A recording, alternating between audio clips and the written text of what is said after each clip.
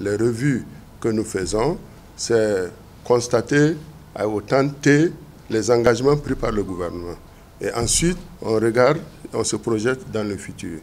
Donc, pour ce qui s'est passé au temps T, fin décembre 2017, le programme, la mise en œuvre du programme était satisfaisante.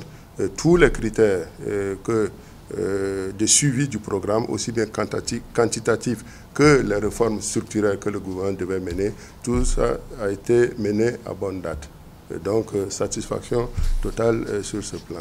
Maintenant, pour l'avenir, le gouvernement et la mission ne sont parvenus à un accord sur les politiques devant permettre justement de conclure, d'achever cette deuxième revue. Et à la clé, il y aura un décaissement du Fonds monétaire d'environ 16 ou 20 millions de dollars.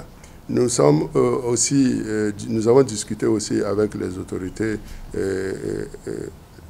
des efforts pour intensifier la mobilisation des recettes intérieures dans le cadre d'une stratégie à moyen terme visant à maintenir la bonne performance déjà qu'on a réalisée que le gouvernement a réalisé au niveau de la mobilisation des recettes intérieures et permettre donc de continuer d'allouer davantage de ressources aux programmes sociaux. Des efforts sont également nécessaires pour renforcer l'évaluation et la hiérarchisation des nouveaux projets d'investissement et plus généralement améliorer l'efficacité de l'investissement public.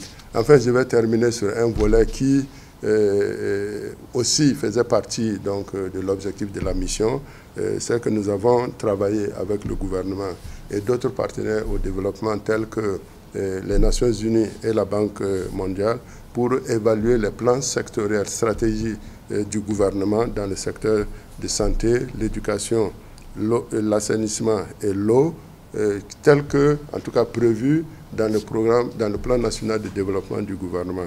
Et cet exercice a pour but de chiffrer les coûts nécessaires pour atteindre les objectifs de développement durable, les ODD, comme on les appelle couramment, dans ces trois secteurs, d'ici 2030. Mais je pense que le gouvernement béninois est beaucoup plus ambitieux pour le secteur de l'eau. Ils veulent l'eau pour tous d'ici 2021. Ils n'attendront pas de 2030.